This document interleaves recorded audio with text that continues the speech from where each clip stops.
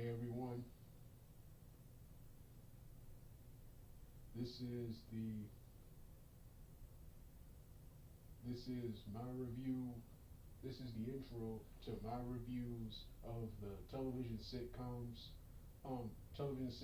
episodes of Sydney to the Max, Cooper and Cammy as the World. This is my review of two of their most recent episodes. This is also the first in a new series of videos I'm going to be doing. When it comes to new premieres on Disney Channel, since I'm a huge fan and huge watcher of the brand new late 2010s and 2020s Disney Channel, I decided to whenever my favorite shows or Disney Channel movies have a new premiere, I'm going to do first a live post episode or post film reaction and review. Then later in the future, my stereotypical audio narration reviews. Then of course in the future, the video commentary based reviews. But this is the live action review. This is the live action review of Sydney to the of episodes 18 and 19 of Sydney to the Max. 18 premiered 2 weeks ago, which was the episode with Olive's brothers and the Alley Fighters video game. Then you had episode 19, which was yesterday. I just got done watching the hour long. I just got done watching the third encore presentation of the show today, of that episode today. There will be a fourth one tomorrow. What's his name? Then you have the Cooper and Cammy As the World episodes. You have the last one, which Would You Rather Be Ragnar's, which was okay. Wasn't that good, but it wasn't that bad. It wasn't that good, but it wasn't that bad either. Then you had episode Would You Rather Date Someone Else, which was for the most part good up until the finale of the final scene of that episode, which I'm going to talk about in part 2 of that video. So with that being said, let's get started right now.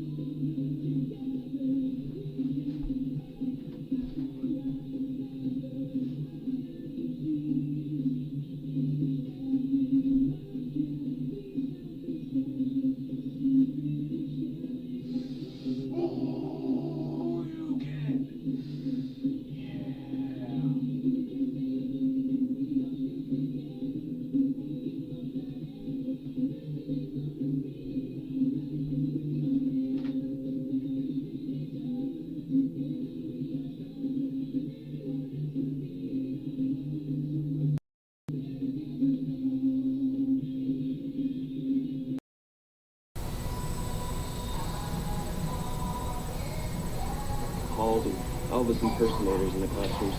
Seriously? No. The town is very different. Slower, I guess. You mean boring? Look, I get it. It's now time for my late, out of date review and rant on the season finale, series finale of Gabby Durran and the Unsittables, season 2, The Fault in the Sky. This initially didn't start off as a rant. This was initially a full-on review. People are saying it's going to be romantic. Gabby Durran and the Unsittables, even though I've enjoyed a lot of the season 2 episodes, season 2 as a whole has just been weak and kind of terrible in comparison to season 1. Where season 1 felt like a real legitimate story arc, this season feels more like one gigantic filler arc. Almost all episodes are pretty much self-contained based storylines, and while this arc is bigger, it just isn't as exciting. It just wasn't as exciting as the first arc, as the first season. This season, right here. Finally, in the last 2 episodes, the magic hours, and this one, the fault in the sky, the series picked right back up. And guess what? When the episode was over, Disney had the audacity to announce a cancellation right when the final of this episode right here set up a season 3. They had the audacity to announce a cancellation of this series. And that just angered me. It turned me off to various Disney Channel shows up until I rewatched the Disney Channel Magical Quest, the premiere of It's Christmas Again, and rewatched the remaining shows that are still on Disney Channel. But this show just started 2 years ago, 2019, and is already canceled on a cliffhanger. At least Cooper and Cammy asked the world and just roll with it. At least gave their series closure with respectable episodes that could continue the arc, but at the same time could end it. Gabby Durran started off that way, and I figured it'd be that way. See, because of the low ratings of this season, we were unsure of a season 3, and I felt when I saw the premise of this episode, I felt, you know what, this episode could either wrap up the entire series or just wrap up this season and continue and end the series for now, but continue in the future. And when I saw the episode, I saw the huge spoiler at the end, I said, you know what, this series is coming back. Then all of a sudden, days later, when I look up more information on potential season 3, I see the Gabby Durran's Wikipedia page saying series finale. I'm like, what, series finale and final episode? I was like, this better be a typo, like with the bumped Wikipedia page.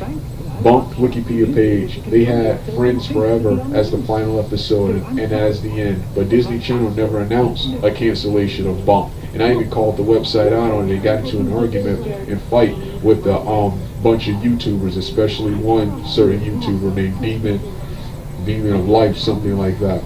Well, anyway, and I was right. They later removed it because Disney Channel never confirmed that show's cancellation. Then all of a sudden I scrolled about like, please let it be that. Then I scrolled out, I hear Nathan Lovejoy, who portrays Principal Swift, announces a cancellation. He announces a cancellation of Gabby Durran and the Unsittables, saying there was no more season 3. And I feel like, please let it be only he. See, once again, Disney Channel didn't say anything. He did.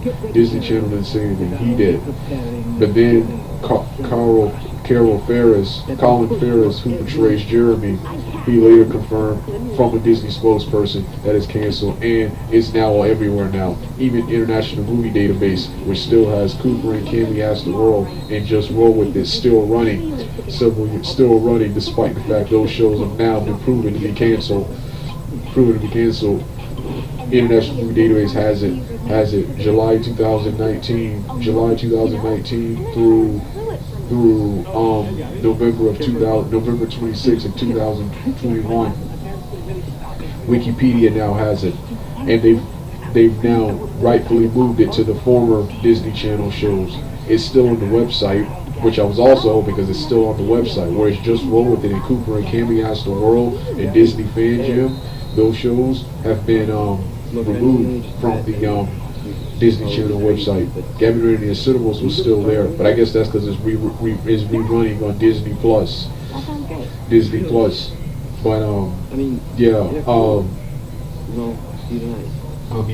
this episode was pretty much 2 episodes in one. The first episode featured 3 plots. The A plot featuring Gabby Durran wanting to go to an event with their new crush, who is new at school, named Leo, called Starlight. But Principal Swift gives her a babysitting job, babysitting a green alien that farts a lot. Then in Wesley's plot. Him and Sky wanna go to Star Night and have a kiss. Then the part 3, the Jeremy story. Then Jeremy wants to start. Jeremy wants to grow and start and actually embark on a new adventure in that school.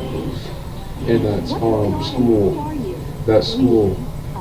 In Gabby Durran's plot, Gabby Durran babysits an alien. Gabby Durran babysits an alien. Babysits the alien, but decides and brings Leo with her. But decides that if she can't go to Starlight, she'll bring Starlight to her. This causes her to get distracted. The baby goes out the window and falls out of the roof. It is here where the character Leo discovers that the baby is not a raccoon, like Gabby said earlier, and this is where the Supreme Leader people appear again. They appeared earlier, warning Gabby Durran that she can't be trusted. She can't be trusted, and that if she messes up again, there will be grave consequences. And those grave consequences were them wiping Gabby Durran's memories of her family, wiping Gabby Durran's memories of her alien babysitting life. Then now for the second part of the episode, Principal Swift gives Jeremy a gigantic progress report test about surviving school, and the last one is a big goofy test where he has one of the teachers wanting to fight him after school, and another teacher and that Jason guy trying to give Jeremy his nasty old locker sandwich. Jeremy instantly figures out that it's Principal Swift trying to mess with him, make him fail on purpose so he doesn't go to school. But Jeremy admits, even as dumb as he is, knows none of the stuff that they were doing has anything to do with school. There's also a funny segment where Susie, the hall monitor, tries to question Jeremy, but Jeremy handles it well and decides to question her and gets her to break down, crying about her stressful life. Then in Wesley's plot, well, since Gabby had their memories wiped, in Wesley's plot, Wesley quote unquote becomes a football player,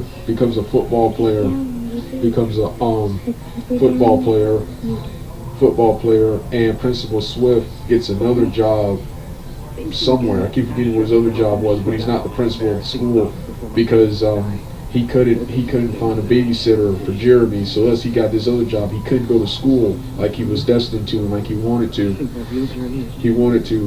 And Gabby Durran is the #1 troublemaker at school and comes from a broken home with a emotionally disturbed sister who is fed up with Gabby pranking her so much that she won't leave her room, and Dina Durran, the struggling single mother who keeps lecturing Gabby Durran, saying if she doesn't straighten up, she may have to go back and live with her father in Miami. Gabby Durran pulls another prank, and it's here where she tries to get. She has memories of her alien babysitting life and tries to get Principal Swift to remember. Then tries to get Wesley to remember. Meanwhile, at the Star Night, Wesley starts to remember a little, then aids Gabby in getting the people's attention so Principal Swift can talk to them, and it's here where the mysterious leader people call DUMB, which is an acronym for, I keep forgetting what it was an acronym from. They return and they claim they were wrong about Gabby Durran, and they give her back her memories and old life back. Meanwhile, and everyone lives happily ever after. However, at the end, the mysterious dumb people are calling Leo, and Leo said, I'm not here. I'm not here to take a message, but so far we got everything we needed. Gabby Durran, no one suspects a thing, and they say something about Gabby Durran is going to learn the true heritage. Is going to learn the true. Is going to learn who she really is, and then it shows a paper wall of Gabby, Principal Swift, Jeremy, and I think Wesley, and right there, and that's the end. We'll never know, because the show was canceled immediately. The show was canceled immediately after this episode aired, so we will never know. Disney, on a huge cliffhanger and spoiler, canceled an awesome show like Gabby Durran that just started 2 years ago. And once again, I've said it in my Disney Channel rants, and I'll say it again.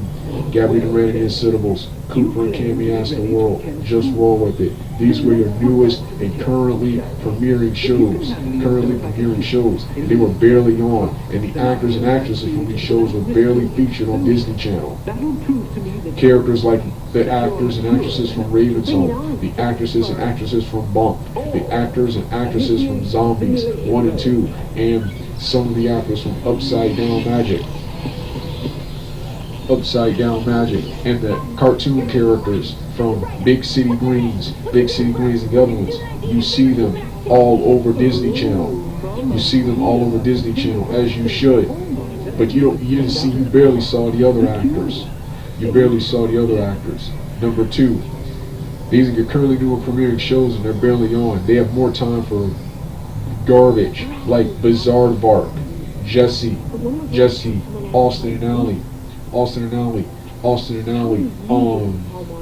Liv and Maddie shows that are old, that ended a long time ago. The Disney Channel website, Cooper and Cammy Ask the World, just roll with it. Disney Fan Jam have been removed from the website. Oh, but they still have pages for Kicking It, which ended a long time ago. Casey Undercover, which ended a long time ago. Bizarre Bart, which ended a long time ago. Austin and Alley. And now I understand they gotta show 2 reasons they gotta show Jesse. Number 1, Cameron Boyce. Number 2, it's the prequel to Bump, even though you really don't have to watch the previous 2, because season 4 of Bump, my favorite, is completely different from seasons 1 through 3 and the previous show, Jesse. A different cast, a cast of characters, actors, and everything. Then you got Disney Channel, they give these shows a chance to see. Gabby Durran was probably treated, if I had to choose, was probably treated the worst, because this show, Gabby Durran and the Unsittables, the first time I saw it was in summer of 2020. That's also the last time I saw Gabby Durran and the Unsittables. Then they disappeared for one whole year, then briefly came back to hype up season 2. Then they showed a random 30-minute season 2 TV spot promo to hype up and get you to watch season 2 of Gabby Durran and the Unsittables. To get you to watch Gabby Durran and the Unsittables season 2, and it's there where Gabby Durran and the Unsittables get you season 2, and then Disney Channel was shocked with their low ratings, which I hear could be another factor. And number 3, you have low ratings because of your god-awful 2011, 2016 Disney Channel era, where you had nothing but crappy live-action shows. Your only highlights were Good Luck Charlie and your various cartoon shows at the time, which the good cartoon shows were barely on. And when it comes to your live action, up until 2016 and 17 with Andy Mack and Raven's Home, you were just throwing shit at the wall, seeing what sticks. You weren't even trying with your live action shows. Starting with Andy Mack and Raven's Home, they started trying and putting more effort into their live action shows. But this really pissed me off, which is why this review and rant took so long. Gabby Durran and the Unsittables. Gabby Durran Unsittables, the best and worst show. It was the best show up until this cancellation. This cancellation makes it also one of the worst. It's one of the best and worst Disney Channel shows of all time. Well, I'm finished. You don't want to hear the rest of the music? Turn the video off right now.